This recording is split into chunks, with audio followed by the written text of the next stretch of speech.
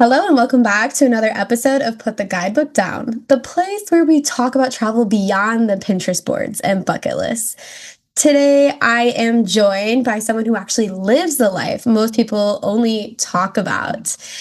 Meet the founder of Supercharged Studio, a UX brand and web design agency, and who has also launched Nomad Wildheart, a travel-inspired apparel brand, whilst navigating how to work, create, and stay curious with two international home bases.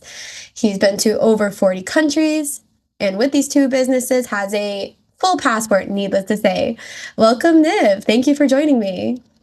Thank you for having me here. I'm so excited to be part of this. Yeah, I've been following your content on Instagram for a while now, living vicariously through it. So I'm so glad we get to have this episode to really jump into it and learn more about your backstory and what led you to living this dream lifestyle. No doubt. I'm really excited for this conversation and just to dive in a little bit deeper and just have a good conversation that allows us to share these different aspects of our lives. Yeah, awesome. Well, today's episode is all about global nomadism and entrepreneurship. So, really, what it means to be a digital nomad and have a life on the move. So, jumping right into it, what does it actually look like to live life on the move while building a brand? Oof, that is such a good and a general question, but I think it ties down to intention, why people want to do this. And I think that's what really drives me. So when I think about what it's like, it's what I picture it to be, because one of the core pillars of a life like this is freedom in design and how you want to build it. So I feel like everyone's life looks different depending on their goals for their personal life as well as their professional career and how they kind of navigate all of that. So yeah, I think the answer changes from person to person. But for me, I think I've got a lot of fulfillment in my personal life, as well as the ability to be a serial entrepreneur on the move, be anywhere, everywhere. But at the same time, with my background as an immigrant, it allows me to maintain two bases in a really efficient way where I feel like I can positively contribute to both of those. Yeah, I really like that. And in some of my previous episodes, we talked about this. I don't want to say label, but we tend to assign travel influencer to people. What does that mean for you in differentiating between the stereotypical label and then with someone from your background and all of your experiences of being an entrepreneur and a digital nomad? Good question. I don't think travel influencer really means anything to me personally. Okay. Um, yeah, I would never really call myself one. I Mm, mean, I like the word content creator. It feels a little bit more, I guess, approachable, authentic to what I'm doing. right. But at the same time, I kind of look at it more like a hobby more than anything else. Like, I don't look at it as a career choice, but I look at it as a byproduct of this life that I built for myself. And it seems like a lot of other people are also interested in it. And I'm really happy expressing those sides of me and sharing it with the world. So that's how I kind of view it. Yeah. So being a content creator, then we'll stick with that instead of saying travel influencer, right? So in our episode last week, we talked about more about content creation and this ability to notice more deeply. So how do you balance documenting your experiences as a content creator with actually living them and maintaining the authenticity behind everything that you produce? So I feel like my content creator side or this documentation side came out when I first started solo traveling. Okay. So I feel like when I went on my first solo trip, there was this kind of feeling where it's like I have no one to share these experiences with. Hmm. And that put me in this mode of wait, there's this thing called social media. I can start posting these experiences there. Yeah. And I started doing that and I was getting a lot of reactions and people were talking to me a lot. And I felt like social media really helped me kind of manage the whole solo travel aspect of things and kind of find, an online community who relates to it and to share those experiences. So yeah, when it comes to documenting all of this, I think when it comes to solo traveling, I usually look at it from a perspective of if I'm going somewhere, do I just spend a little bit more time and just dedicate maybe like 10 or 15 extra minutes looking at it through a little bit of a deeper lens to capture it the way I want? And what kind of stories could I tell through that? I feel like it is different when you're traveling with people because then you don't have that much extra time you could take because you got to cater to everyone's needs. But being a solo traveler, it's a little bit easier doing that. And I feel like when I'm traveling, there's always this lens I have in my head where it's, if my life was a documentary or if it was a movie, what would it be like? And how do I make my decisions that way? And yeah, it's kind of fun when you're kind of imagining it like that and kind of going through this main character energy. And that really helps you document and tell your story a little bit better and also enjoy it a little bit better also.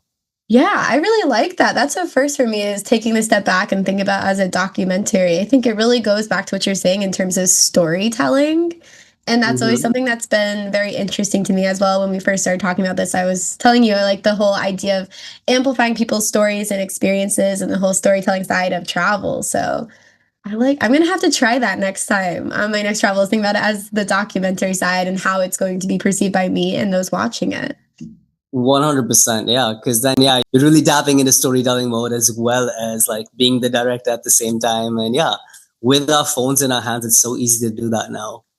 Yeah, for sure. So then, because we have this easy accessibility with technology, then what does a typical work week look like for you since you are doing the content creation? You have your phone always or almost always, so you're always able to create content. How do you find balance amongst all of this? I usually structure my weeks in a way where my Mondays, my Wednesdays, and Thursdays are my dedicated work days. So that is like my traditional 9 to 5 day where I've got all my meetings scheduled together and I'm sitting down at a cafe or co working space or in my Airbnb just powering through work. The Mm, other days, let's say Tuesdays and Fridays, which are typically work days for other people, I look at those as my no meeting days. Now, if I work or not, that's my choice. And then same with Saturday, Sunday. I feel like as an entrepreneur, you're never really switching off. It's part of your identity. So I look at Tuesdays, Fridays, Saturdays, and Sundays kind of as my flex days. So mm, if I have an hour free before lunch or, half an hour extra at a coffee shop, I'm going to sit down and work there or even before bed or after waking up. Whenever I can squeeze in work, I'll squeeze it in. But work isn't the priority necessarily those days. Maybe it's exploring, maybe it's a museum, maybe it's a hike. So those are my days where I can prioritize whatever I want. But yeah, Mondays, Wednesdays, Thursdays, like today, it's a really busy Monday. So yeah, it's a dedicated work day for me. Wow, do you feel like you really adhere to that schedule, or do you sometimes feel it moving depending on how busy you get with work? Yes, I mean, I think in theory, yeah, it is kind of difficult, but I've kind of put that as a non-negotiable for myself. That's good. And if I get meeting requests for Tuesdays and Fridays, like sometimes I'll take them, but otherwise it's like, no, can we please do Mondays, Wednesdays, and Thursdays? Because Yeah. if you're batching all that work all together, it's so much easier to get it done and to be in work mode and then use the Yeah. rest of the days to be in like more travel or free or explore mode. But yeah, the temptation's always that because right now, what's going on in my head is, wait, I could be at that museum right now, or I could be chilling by the sea. Why am I not doing that? But then it's always that reminder that, I have to keep working to keep living like this because Mhm. yeah, you have to do both. And I feel that's one thing people tend to miss. It's like they think you're always traveling, but no, there is this side where I'm sitting in front of my laptop for 8 hours Yeah. doing nothing special. I mean, my It's work seems creative. special to me, but not from like a traveler's lens. Yeah, yeah, which I think is that's gonna get closer into our other segments about like the behind the scenes side of what is in the content creation that's being put out on social media. I know like when I was living in Moldova and doing the blog writing for Rambling Adventurista, the temptation was always there to just start writing and wanting to get into the computer and just start working. But then I forgot that I'm in a new country. I need to experience it as well. So then you can write 100%. about it later. It is a balance between experiencing and creating, no doubt. Yeah, for sure. Of course, traveling full time isn't just a lifestyle, it impacts the places that you are going, working, visiting. And that's where we kind of have to include some discussion about travel ethics. And this is something that, with culture travel, this podcast, and even just more of like my personal interests in sustainable travel, tourism, what that looks like now as the world reopens up to more travel potential, the ethics of being a foreigner or expat, remote worker in places with maybe lower costs of living or who don't have that tourism structure. I feel like this is getting tied to a lot of content creators and people who do consider themselves travel influencers in terms of living in those regions while doing their work. Talking about this side of being an Mhm. global entrepreneur and all the work you do, what are some things people don't consider before they just move abroad to work remotely? On those lines, you're absolutely right, because I think as the years have been passing, we've been seeing a lot of cities and these global hubs of travel and tourism starting to complain about rising costs. And I think to call out some, I think Bali, Medellin, Barcelona, Lisbon, they're the really popular ones that, the locals are starting to find unaffordable because of the rising tourism, etc. So, Yeah. and also digital nomads, Mhm. definitely. But when you look at a situation like that, I feel like there are four parties to always consider. So one are the locals, yes. Two are the tourists who are there, us. Three are the business owners who are profiting off the tourists. And fourth is the governments that are kind of controlling the system. Right. And I feel like it should always be the government's number one priority to kind of protect the locals. Mhm. However, there are cases where they completely ignore or they just haven't thought of it as a priority. And Yeah. they've thought that, bringing in so much tourism at the cost of everyday people's, cost of living, drop in culture, kind of losing that is Yeah. worth it. And I don't think it is worth it. And I feel like as travelers, whenever we notice these sort of conflicts happening, I think it's best to kind of stay away, or another solution is kind of visit during off season when the stress is really not there. Because also as a traveler, at least for me, it's like, why would I want to visit somewhere in high season when I don't know it's going to be completely packed? Yeah. Prices are going to be through the roof. No one's going to be happy.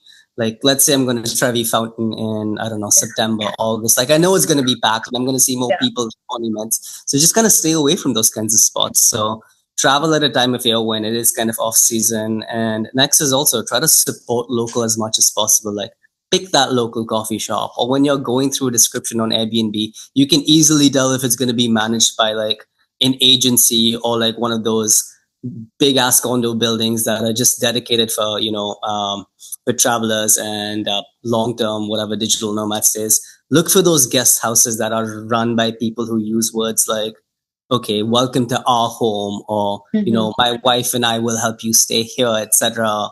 So like, yeah, they're those things you have to notice at all times. Mhm. And as travelers, as tourists, I feel like we should always be the best possible guests. And if Mhm. you're noticing this tension in a house that's inviting you, that the locals and the government and the business owners are fighting, yeah, why would you want to kind of enter? So like those are places you start avoiding. And I feel like locals usually lash out on tourists because it's really hard for them to speak to their governments about that, because Mhm. whatever sort of black box and whatever non-accessible communication they've got going on. And I get it. It's their form of protest and they've got all rights to do so. Yeah.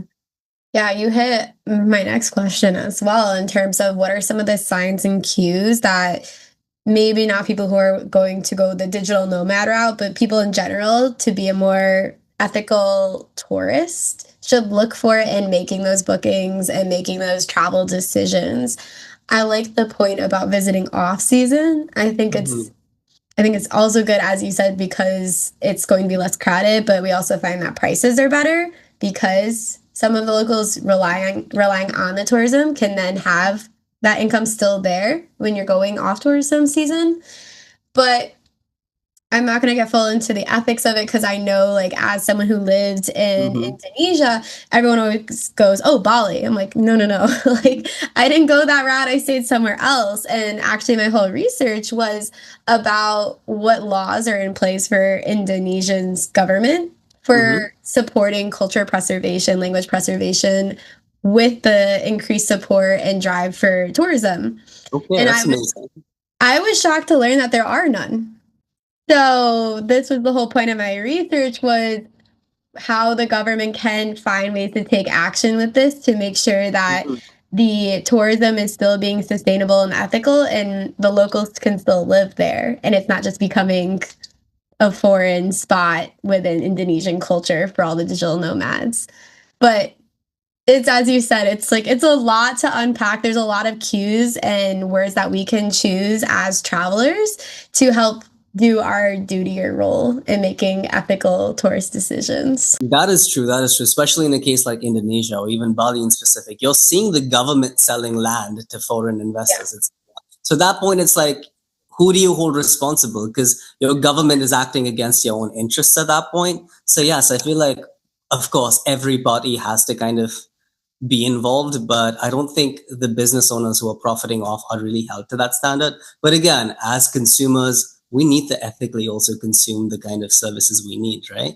And also to the point, I think alternative destinations is something awesome to think about. Where it's like, why visit Barcelona? Try visiting another area in Catalonia or in Spain that you could enjoy. Or like instead of Bali, like go to Lombok or something like that. Check it out. Places that deserve that kind of, is to spread that tourism out that could get, equal, if not better value.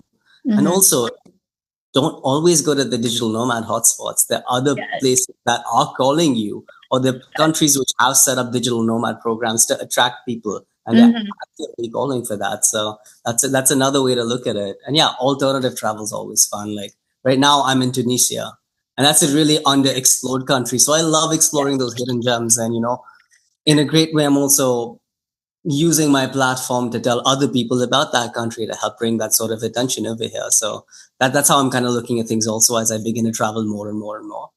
Yeah, I love it. This is why I was like, gotta come on the podcast because we're all about putting the guidebook down. No pun intended. Pun intended. No, but that's so true because like one thing about Tunisia, for example, on the lines of putting the guidebook down is I could not find enough information on the internet on what to do. And I was like, I just have to come here and wing it and speak to the people here and see what's up. Oh, we're going to have you back on for an episode about that because my whole episode for last week was about just going out and talking to locals and then going off and figuring it out from there. That was me last night with a bunch of 5 people I was hanging out with out of the blue. So I love experiences like that. It's the best way. We'll do a follow-up episode about this and you can share about your experience. But ethics aside, building a life across countries forces you to rethink who you are as a person, your role, like where you want to be, and how you make decisions.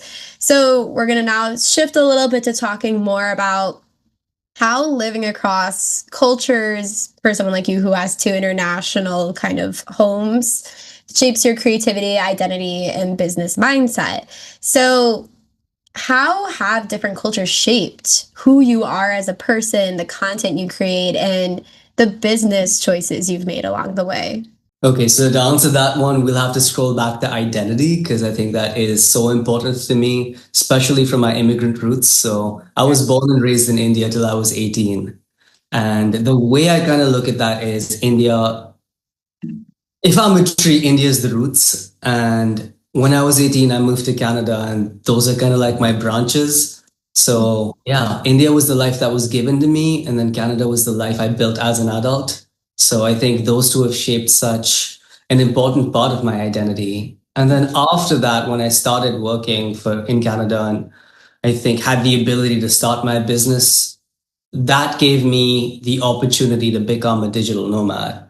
And in doing so, that's where all these other cultural experiences come in addition to those 2 bases that have been built in my life.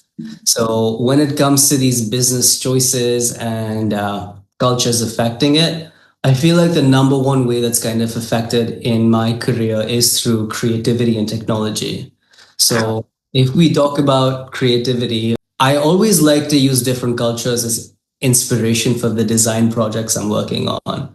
For example, I think we were building a brand identity for one of our clients, and we really tapped into, Uzbekistan's architecture to look at the way they do their patterns to come up with, different sort of brand patterns for these clients that we're working with. Yeah. We were doing packaging for a sustainable small business for handicrafts, and we took inspiration from Portugal's dominant orange color scheme. Wow. And I had, I think, 2 clients in the green tech space. So for that, I looked at my photos and my experiences in Panama because they preserve their biosphere so well. And I, looked at those colors, the way that they did that, and took inspiration to create different brand guides out of those. So that's one sort of thing. I try to use these cultures to make business decisions and, to up level my creativity and design game. But in addition to that, I think even from a tech perspective, like let's take a look at Uber. Hmm. So I feel like in North America, we're using Uber left, right, and center. But if you hop over to Southeast Asia, it's all about Grab. Then you go up north to Central Asia, it's all about Yandex. But Yeah. right now, North Africa, where I'm at, InDrive is really popular. And what's really cool about InDrive is how it's kind of adapting to the local customs of negotiation. Mhm. So it's not like you request a ride and search pricing kicks in and it gives you your price. Over here, you put the price of the ride, and then other drivers out there will be like, okay, no, will you go in this much, this much, this much, or this much? Yeah. So you're negotiating on the spot, and that kind of taps into how technology adapts differently through cultures. So I find that really cool. But also, I think ride sharing is one thing, but payments is another.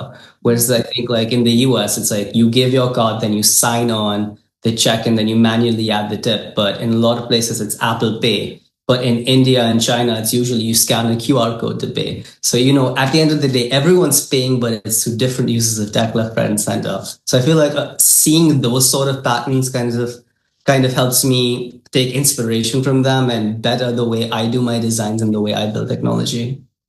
Wow, that's so cool about like just in terms of using the color palettes and the design work that you've done, but I never thought about InDrive as that because I used InDrive in Morocco.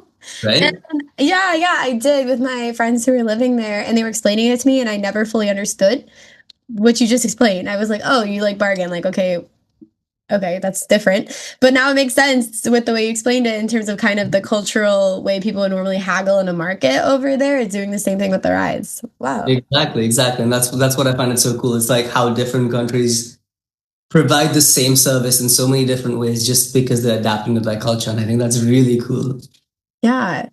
Wow, that's yeah, I learned something new. I hope you guys are learning. But wow, okay. So then has travel ever forced you to rethink your values? Since we're coming from the business side, let's get more personal. How Hmm. has it influenced your values or maybe open your mind up to things that you previously didn't agree with? Okay, that's a tough one because I haven't given that, I guess, immediate thought. But I feel like travel in general makes you a more open-minded person because you're meeting people from different backgrounds, different cultures. Everyone's got different stories. And I feel like to really tap into the true essence of being a traveler, you have to be open-minded, you have to be a good listener, and you have to be a good guest because someone's welcoming you into their home. And you Mhm. have to think about it that way. But when it comes to, let's say, questioning my beliefs, Or values in terms of how you do things. Like for example, while in Moldova, I've always been one that I grew up in the suburbs. I always drove myself everywhere. And then in Moldova, they have more of this unique approach to public transportation. Like hitchhiking is still a thing there. Maybe you take some buses off the side of the road. So my perspective was always like, oh, that's not safe. You shouldn't be doing that. But then that's the norm for them. So then I had to adapt and adopt that into how I get around the country. oh, 100%. I feel like in that way, this is just like bringing me back to a conversation I had with my mother a few years ago. And I think growing up, you're always told, like, don't trust strangers, be safe, etc. And yes, that's really applicable for the most part. But what my mom was saying is, she's just like, Nivit, you're traveling so much, and I constantly see you hanging out with strangers, etc. Like, how do you do it? Like, I could never do it. How do you feel safe Yeah. about it, etc. And my counter to that was, of course, like there is a 1 out of 10 chance or whatever the stats are that it's going to be an unpleasant experience, which is probably going to be negative. However, it's like, should I deny myself 9 positive experiences for that, one negative experience? I was like, yeah, everyone's had a bad experience every now and then, but those 9 positive ones are so good that, it really puts things in a perspective and kind of puts your guard down when you're thinking about those things. But also when you're looking at aspects like hitchhiking, that's something I tried maybe 2 years ago for the first time in Oh Albania. yeah. And that kind of blew my mind because we did it once and then that very day, a few hours later, we're like, shit, we got to do this again because it's so yeah, it definitely opens you up to new experiences, trying new things, and I think adapting the ways of traveling as you go about it. Because if you're rigid in the way you're traveling, you're not gonna grow at all. And I feel like again, I always look at traveling as A, outward, you're experiencing the world outside of you, but B, you're experiencing this whole world inside of you that didn't know existed, and existed, and travel kind of opens you up to that. Yeah, for sure. The character building that comes with travel and just I love the whole spontaneity and trying something new that was maybe not in the original itinerary because those are the best memories. Like as you said, like the hitchhiking, you're like, we gotta do it The best again. part is not to make a plan, 100%. Yeah, the spontaneity. I think we need to reclaim that energy because we're getting a little bit too set into our itineraries. You think so? I don't know. I I feel think like so. most people I'm speaking to, I've kind of always encouraged them to try something new, etc. And for the most part, they have, and it's been working out. And I Really. feel like even through so much of the content that we're consuming on social media, a Mhm. lot of it is the unplanned stuff that tends to, attract people, and these moments of serendipity or just like content just creating itself happening everywhere around you as opposed to planning everything. And yeah, I think that is beautiful. Yeah. Okay. Well, that gives me hope then because maybe it's in terms of, I know like in backpacking, a lot of people I'm meeting more now spontaneous, but maybe the first time travelers or newer travelers are the ones that are kind of staying to the itineraries as a safety net to get 100%. started. Yeah. And I would recommend that also. I feel like when you start getting comfortable to open yourself up, that's when you do it. I mean, always keep that in your head. But yeah, if you're a first time solo traveler, etc., yes, please plan as much as possible because it's one less thing to worry about. When you're ready and you're comfortable to wing it, yeah, open yourself up to that. Love it. Yeah. So then how do you stay grounded and connected to a community or the communities that you're in when you're constantly moving? So there are my base communities of India and Canada. So I think India for me is family, friends, the people I grew up with, etc. And then Canada is the community from like the business friends I've built myself, moving there for university, building my business, etc., professional connections. So I try to spend, my summers in Canada, and then I try to visit India maybe for like 2, 3 months here to kind of maintain those connections and community. And I think Mhm. something that really kind of taught me that was at the age of 12, I went to a boarding school. So, and that boarding school was maybe, I think, what, 5, 6 hours away from home. So I'd only come back home maybe 4 months of the year. So it kind of taught me to kind of maintain these different home bases very early on. And then I went abroad for university to Canada. And that made me realize, okay, I have to push this into like another gear. And I Mhm. have this community in Canada, then I have this community in India. And then I started traveling and, it taught me how to tap into these local communities that I'm coming across. So I feel like there's always a travel community wherever you go, and travelers are always helpful and supportive to each other. But at the same time, there's also a local community that's welcoming travelers, and what could you learn from them? And I think that's as easy as having conversations with your cab driver, your tour guide, or people, your whatever, let's say your Airbnb host, anyone you're interacting with. Or next is also attending local events. So when you go for a cultural event, spend an extra 10 minutes and ask questions. I feel get to know them better, be curious. And I think that's a wonderful way to kind of get connected with the community, attend events. I feel like Meetup is such a great app to kind of tap into that. Language exchanges is such a wonderful way to share your culture with others. So yeah, those are some ways to go about that. Yeah. Yeah. I resonate with a lot of that. Most of the way I travel is through language exchanges. So it's definitely, as you said, a community is always there, but you're also able to create your own community as you go, which is the great side of travel. All right. And we have one more question about more when it comes to being a global nomad entrepreneur, since that does come with its own set of business challenges. We already talked about the pressure of maybe having to be on all the time, how you manage that, and the ways you draw inspiration from your own travel into your businesses. But are there any failures or pivots that have taught you a lesson with being a global entrepreneur? Oof, I feel like entrepreneur is all about failure and how comfortable you are with that. And I think I was recently talking to a bunch of entrepreneurs, and I kind of had this realization where it's like, as an entrepreneur, most days are failures. And Yeah. you're looking for those, whatever, 10 awesome days in a year, or those, that one awesome day in a month. And that's going to be your big win. So if you kind of look at it that way, it's all about, taking the punches and growing as an entrepreneur. But when you're looking at it as a global entrepreneur, it's like, how do you tie travel into that? And what lessons can travel teach you about entrepreneurship? Or what can entrepreneurship teach you about travel? And I think a lot of it is about being light on your feet. How do you navigate quickly? How do you think about, problems that are thrown at you in ways you could, A, navigate as a traveler, and B, as an entrepreneur, what the similarities are in that sense? Because I mean, we've all been there when, like, let's say a flight has been canceled last minute, or you're not able to enter a country. But at the same time, it's very similar when like a contract falls through or one of your employees just quits on you. It's like, what do you do at that point?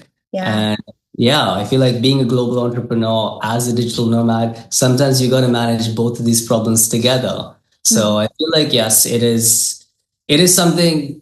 It's like you say, you pick your own battles. So I feel like being a global entrepreneur, I've had the luxury to pick those battles, Mhm. I've built that sort of base for myself where I can, versus like, let's say a lot of people cannot because they've got a lot of other things going on. And this is a choice I've made. But I feel like if I need to prioritize one, Mhm. yeah, at that point, I think I would prioritize my entrepreneurship more than my travels. Because again, that's what allows me to travel. I always say that pick a job that you love that allows you to live a life you love. So yeah, look at that as your end goal. Because yeah, at the end of the day, life is worth living, and your job is what you do most of the time. So you better love that as well. Yeah. Wow. I love that. I think that line is just such a good way to like end this episode. I think it really summarizes a lot of what we talked about today and maybe how we should look at when it comes to digital nomad entrepreneurship and being global with everything. So I want to thank you so much, Niv, for bringing such honesty and depth to a topic that is often maybe too romanticized or gets like a different label underneath travel influencer. And to everyone listening, I hope you learned something because I definitely did. But to remember that global nomadism isn't just about cheap flights, the most trendy cafes, or maybe just what are the best packing cubes to buy on Amazon. There's a lot more layers to it. So thank you so much, everyone, for listening. I want to make sure to give a shout out to follow Niv on Niv Travels on Instagram and Culture Travels website for anything. Niv, anything else you want to add before we close out? No, not really. It's just been such a wonderful time having this discussion across all these different topics. So thank you for having me here. Yeah, thank you so much. Thank you to everyone and stay tuned for our next episode. Thank you.